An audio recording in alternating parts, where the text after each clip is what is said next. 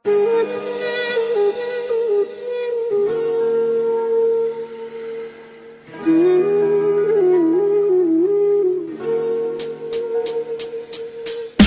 taong paan lumipas, isa-isang nalagas. Pamilya ko, bakit lahat kayo biglang lumikas? Hindi pa rin makakatakas sa madilim kong kapalaran at naging iniisip ang problema sa kahirap pinagdaanan ng pamilya ko. Gusto ko nang sumuko, 8 taon ako naong natuto ko magkabisyo.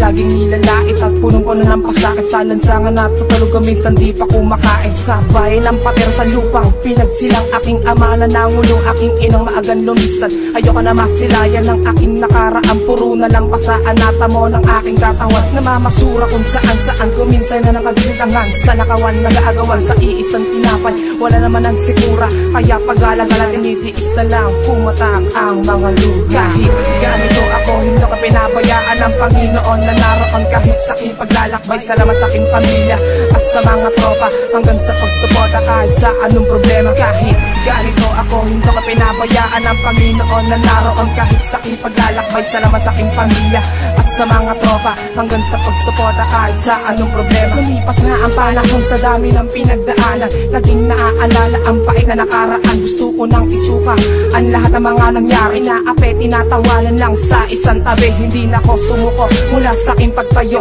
kayo ang dahilan kaya hindi ako lumayo. Mula sa aking pagdapa hanggang sa aking pagtanda, natutunan ko na lumaban sa aking kapala. Hindi niyo ko pinabayaan, kayo ang naging sandalan, kaya nagkaroon ng buhay ko ng kasiyahan. Kahit unti-unti nawawala aking pangarap at lagi na lang ako nakatingin sa mga ulap. Kahit ganito ako, hindi ko pinabayaan ng Panginoon na naroon kahit sa aking paglalakbay. Salamat sa aking pamilya at sa mga tropa hanggang sa pagsuporta kahit sa anong problema. Kahit ganito ako, hindi ko pinabayaan ng Panginoon na naroon kahit sa aking paglalakbay. Salamat sa aking pamilya at sa mga tropa hanggang sa pagsuporta kahit sa anong problema. Huling kwento ng aking buhay, sana magkaroon ng kulay. Ang batang pinanganak may edad na 21, lumaki sa suka, kaya ngayon ay namulan.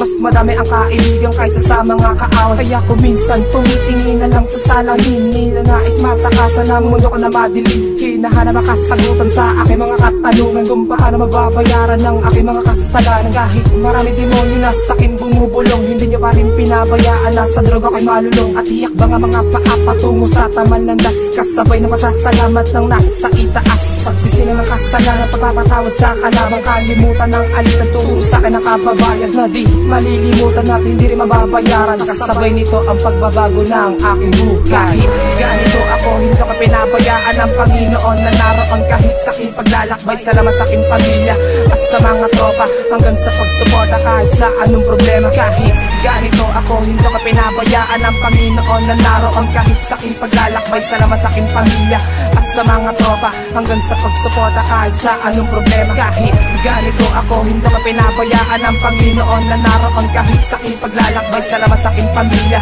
at sa mga tropa hanggang sa pagsuporta kahit sa anong problema. Kahit ganito ako, hindi ko pinabayaan ng Panginoon na naroon kahit sa aking paglalakbay. Salamat sa aking pamilya at sa mga tropa hanggang sa pagsuporta kahit sa anong problema. Kahit ganito ako, hindi ko pinabayaan ng Panginoon na naroon kahit sa aking paglalakbay. Salamat sa aking pamilya at sa mga tropa hanggang sa pagsuporta kahit sa anong problema.